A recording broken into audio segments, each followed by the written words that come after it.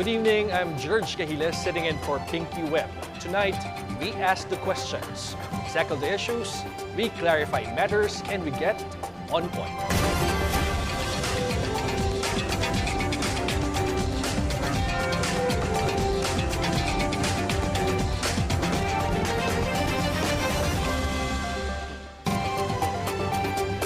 For nearly 7 years, former Senator Leila De Lima suffered in detention on made-up charges that she was involved in illegal drug operations. These, she believes, were in retaliation for her work to unmask and bring to justice perpetrators of extrajudicial killings, particularly in Davao City.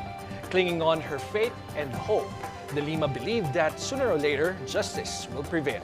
And no sooner than her release from detention did a series of congressional investigations on the drug war and EJ case began. First is a quad committee at the lower house, then the Senate's Blue Ribbon Committee. It was at the Senate that former President Rodrigo Duterte, for the first time under oath, admitted to the existence of a death squad and orders to policemen to induce killings. Lahat itong sa right side ko, dumaan ito ng Chief of Police Director. Puro commander ng death squad yan. Yung isang senador, yan nagkakaupo yan, si Senator De La Rosa. Death squad rin yan. Because they were police directors handling the controlling crimes in the city. Meron akong death squad. Pero hindi yung mga pulis. Sila rin yung mga gangster. Yung isang gangster, utusan ko, patayin mo yan, kaya kung hindi mo patayin yan, patayin kita ngayon. Let's get on point with former Senator Attorney Leila De Lima. Marhay na banggi po, Attorney De Lima. Marhay na banggi. And magandang gabi sa iyo, Gerg, and to all your viewers and listeners on this new program. Thank you so much for joining us. Now, we are wondering, how is Senator Leila De Lima, like, almost 5 months after you were released from jail? Oh my. I thought magiging mas relax ako. That, I would have more private time with my family. But hindi nangyari yun eh. I just had a few days of private time with my family and with my mom. I visited her sa hometown namin because she's now ailing and bedridden. So, pero hindi nangyari because after a few days, I got all sorts of invitations, mga speaking engagements on various events, fora, and then also media interviews. And then now, I would be participating in next year's elections, something that I did not really plan. Something that, because I said at the beginning, 2 months ago, I was saying that I do not intend to run for any post. So, but I can say that I have more or less adjusted already from a life of solitude. Mas tahimik siyempre ako sa loob ng PNP Custodial Center. Yes. Ngayon, nasabak ako bigla sa maingay na mundo, sa chaos, and especially the political front. But I have adjusted already. That's good to hear, ma'am. And we will talk about your political plans later. But first, reflecting on the over 6 years in jail. How did that change you? Or did that actually change you? Yes, in a sense. It changed me because I became stronger. I believe that I became stronger. Because, I had more time na mas marami akong oras na nagbabasa, nagdadasal, nagbabasa ng Biblia, nagre-reflect, making reflections. And so,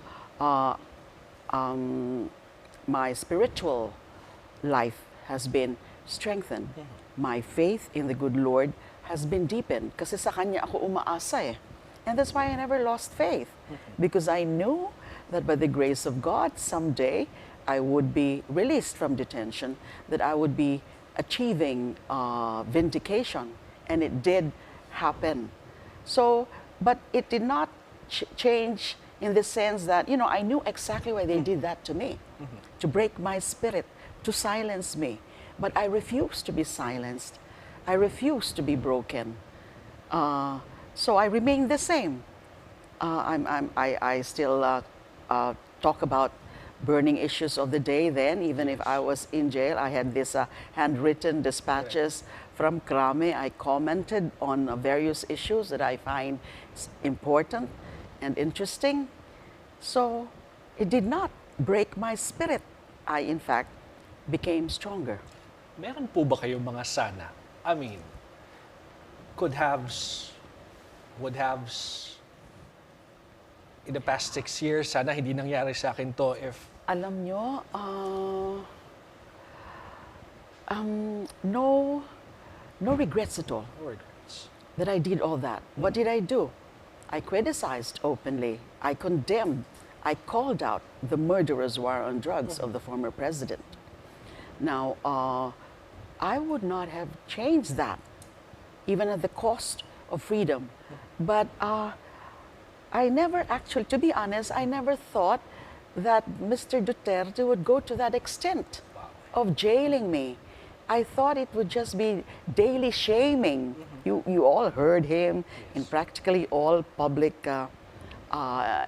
events, every opportunity that he would have, he would always criticize me. He would shame me, slut shame me.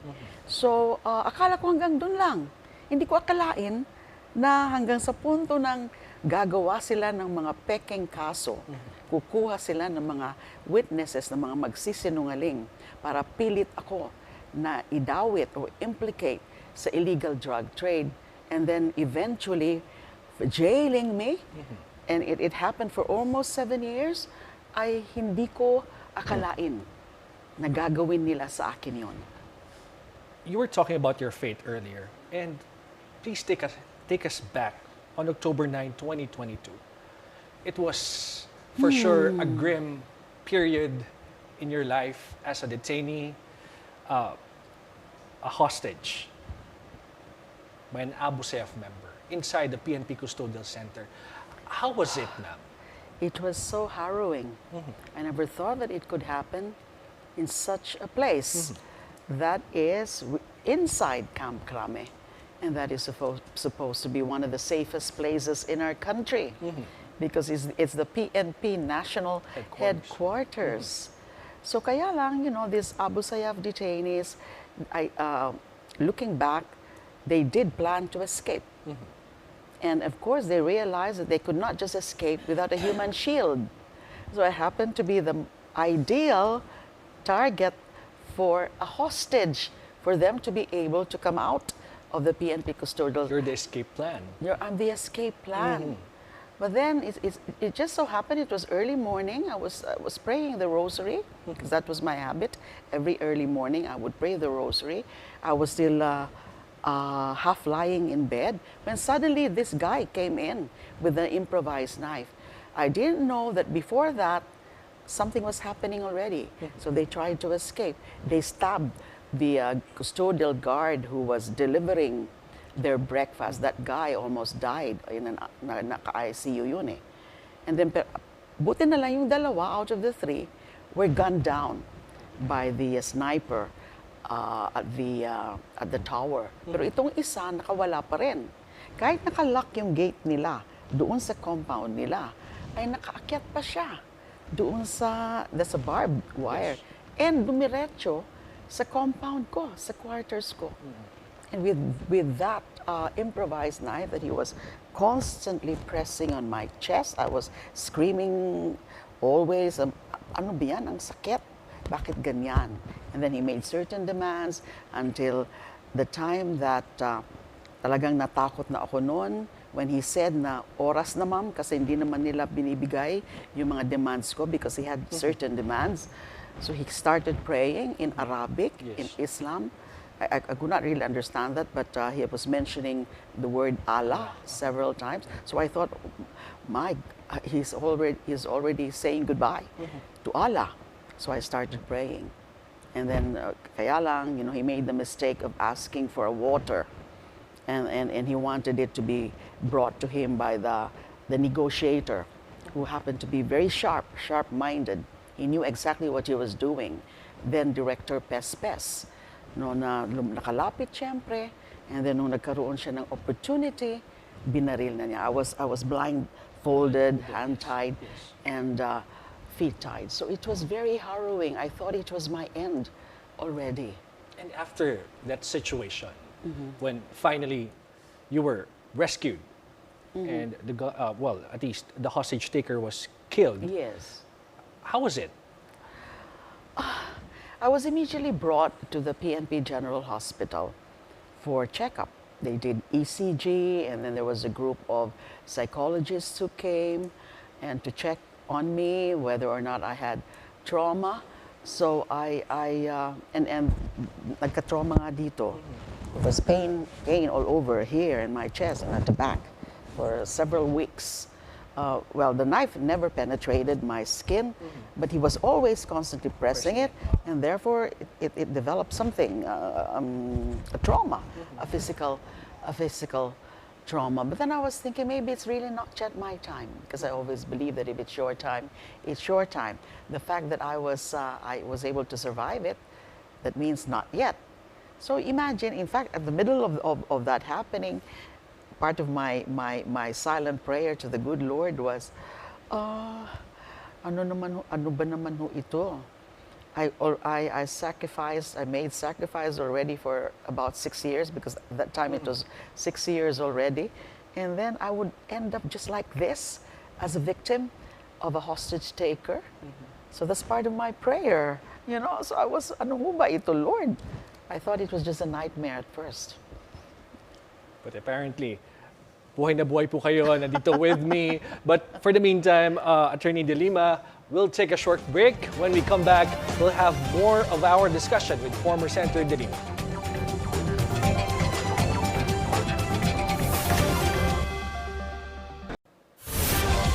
Welcome back. You're watching On Point. Still with us, former Senator Leila De Lima. Ma'am, now that you're free and vindicated, I'm sure there's a lot of catching up to do, no? Yes. With your family, with your friends, your constituents and friends. But nakikita po natin ngayon, the Congress is working on a lot of things, investigating the EJ case, something that you started when you were still Justice Secretary. Ano po yung nararamdaman nyo seeing all these? Okay, at first I was skeptical about what's going on at the congressional hearings. I thought it's just all a political game, a political play, especially with the breakup of the Marcoses and the Dutertes. At iniisip ko rin, magkakaroon kaya sila ng oras na talagang imbestigahan ng seryoso yung usapin ng EJ case. But then the way it's proceeding, we have all been witnessing all these long hour hearings up to midnight or even after midnight.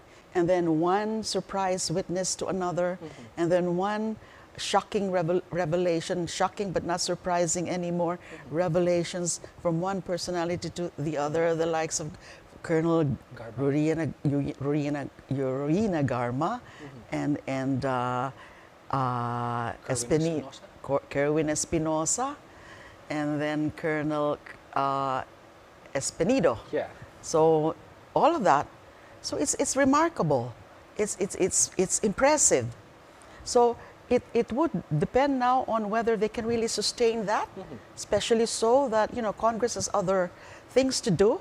Its core mandate is actually lawmaking, and then of course oversight, and of course all of these hearings are important in terms of getting ideas and getting things to as subjects of their proposed legislations, like the anti-EJK bill or the Kian bill. So sana nga na after all this, and when they do recommend the filing or the investigation, criminal investigations, na meron din talaga na seryosong criminal investigation. And the DOJ, under Justice Secretary Remulla, recently formed this task force to tackle that. So, because I've been actually advocating for a truth commission, an independent truth commission with broader powers and composed of, you know, like retired jurists and then people with sufficient or vast investigative work, professional investigators, and they would have broader mandate, not just truth-seeking or fact-finding, but also a start of the healing process and the compensation to the victims and the families of the EJK victims. And this time it's independent, but it has to be created by law. So I would not know if this Quadcom committee hearings would culminate in a recommendation to still create a truth commission, because there's so many things that have to be addressed in looking into this problem of EJKs, and there's just too many victims, more than 20,000 per the figures of human rights groups. Just just to clarify, ma'am, the Truth Commission will be created through by a law. By law. It By has to law. be created by law to be Not to be appointed by the legitimate. president. Yes, to be legitimate, it has to be created by law. Let's see if Congress will be able to do that, unless they feel that what they have at the end of this Quadcom hearings, we still do not know when it's gonna end. So hindi natin alam kung at the end of the day, pagkatapos ng mga yan, ay talagang sapat na yung makukuha nila. And that's why I've always been saying na even with the ongoing Quadcom hearings and now the Senate hearing, which just started, isang hearing pa lang, I let ICC continue its work. Because what I know is that nasa advanced stage na po yung investigasyon ng ICC. At seryoso yung mga ICC prosecutors. You know, these are non-partisan and these are expert investigators. And by this time, marami na silang nakalap, marami na rin silang na-validate.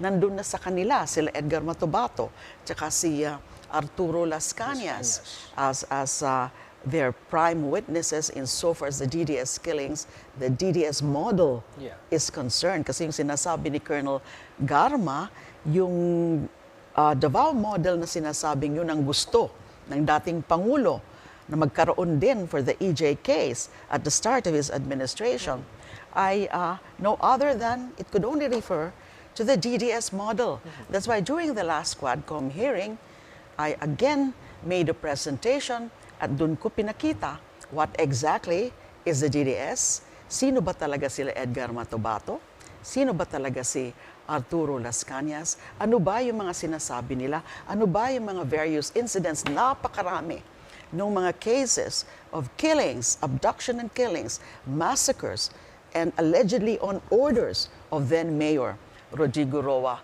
Duterte. Mangingilabot ka kapag mabasa mo yung mga affidavits nila, lalo na yung 186-page affidavit of Arturo Las Cañas that was submitted to the ICC. So let ICC continue its work. Malay nyo, malapit na talaga silang mag-issue ng warrant of arrest. But you know, ma'am, reading the actions of the Marcos administration, do you think there is an opportunity or at least a door for the ICC to continue its work here in the Philippines? I think so.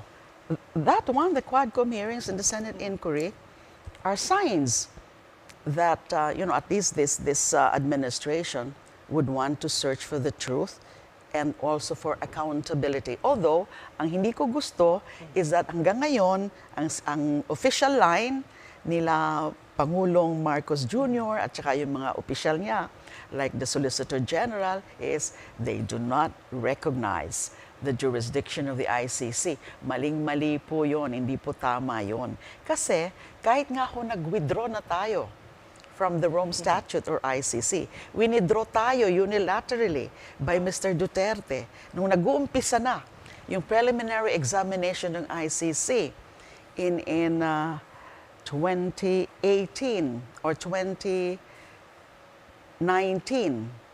ay bigla niyang Nag-withdraw. withdraw without the consent or the concurrence of the Senate. Kasi nga siya yung iimbestigahan. So, self-serving Yes. yung kanyang motivation. Now, even with that withdrawal, malinaw sa Rome Statute, tsaka dun sa desisyon ng ating Korte Suprema sa case of Pangilinan et al. Versus Cayetano et al. I was also a co-petitioner there. Yung mga minority senators ang petitioners in that case. Malinaw yung sinabi nila na nandyan pa rin ang obligasyon ng ating gobyerno. Kahit nag-withdraw na, may obligasyon pa to cooperate with anything or with any investigation or proceedings sa ICC, at least doon sa period, covering the period when we were still a member. And that is from 2011 to 2019. 2011 was the year when the Senate ratified the ICC. 2019 was the year of the effectivity of the withdrawal from Rome Statute. So meron pa. So but then siguro nakita niyo naman yung parang konting softening of the position ng BBM administration kasi they started saying like, yes, we will not cooperate with them because we do not recognize its jurisdiction. Pero wala naman kaming magagawa kung gusto nilang mag-imbestiga. We can also not interfere with that. So that is a sign of softening of their position. All right, we will continue this discussion, but for the meantime, we're taking a short break. Stay tuned. This is On Point.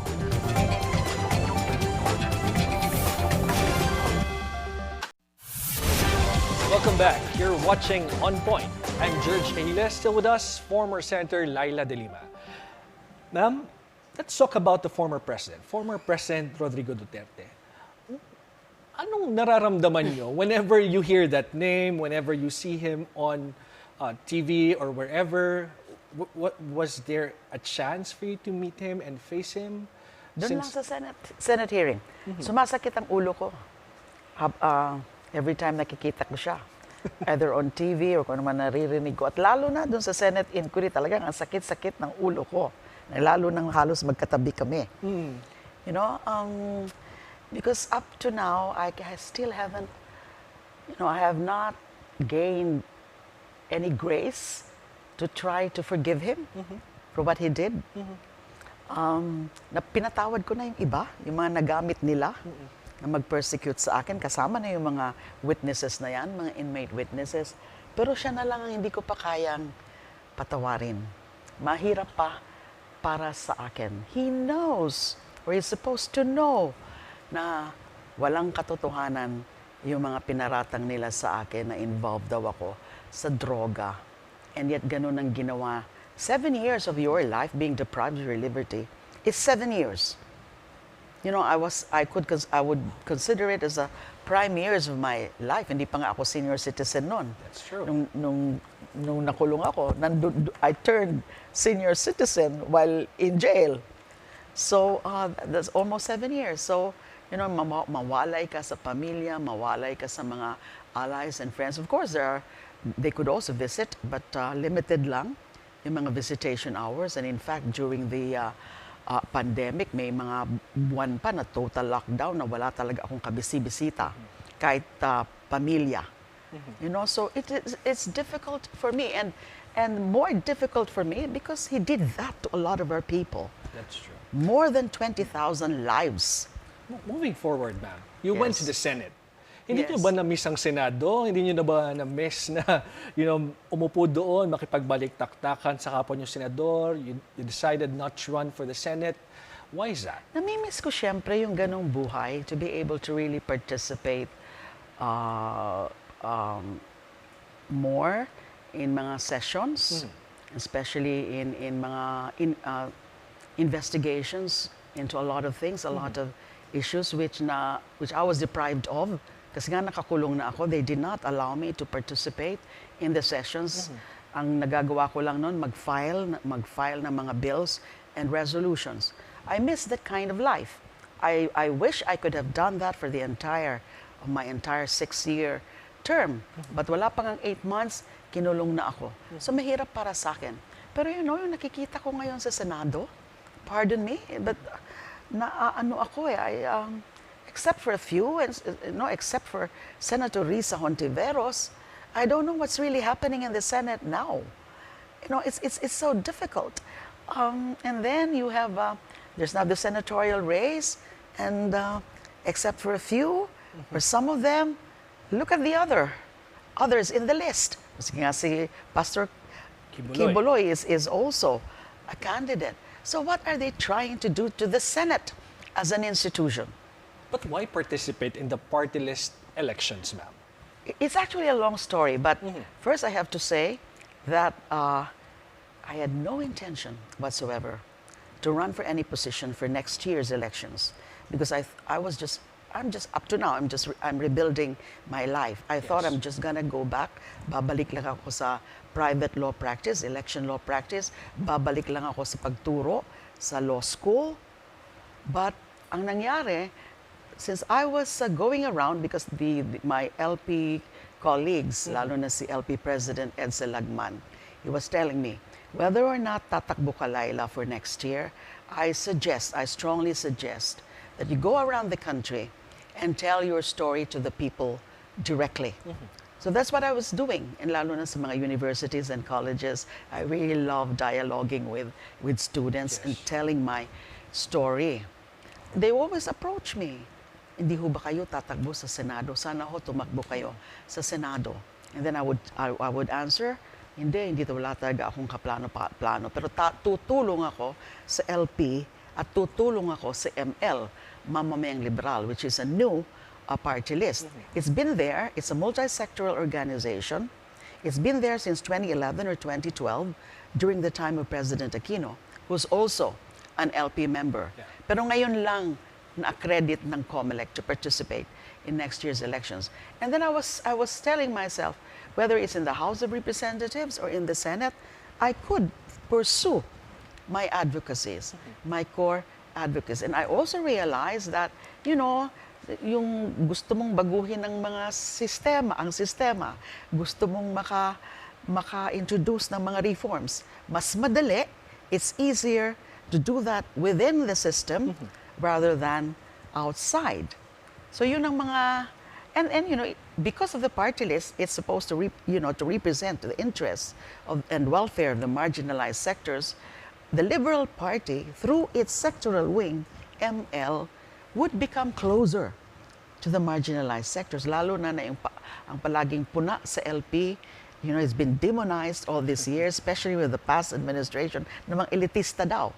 So he wanted to prove them wrong, that here is our sectoral wing, ML, working closely with the marginalized sectors.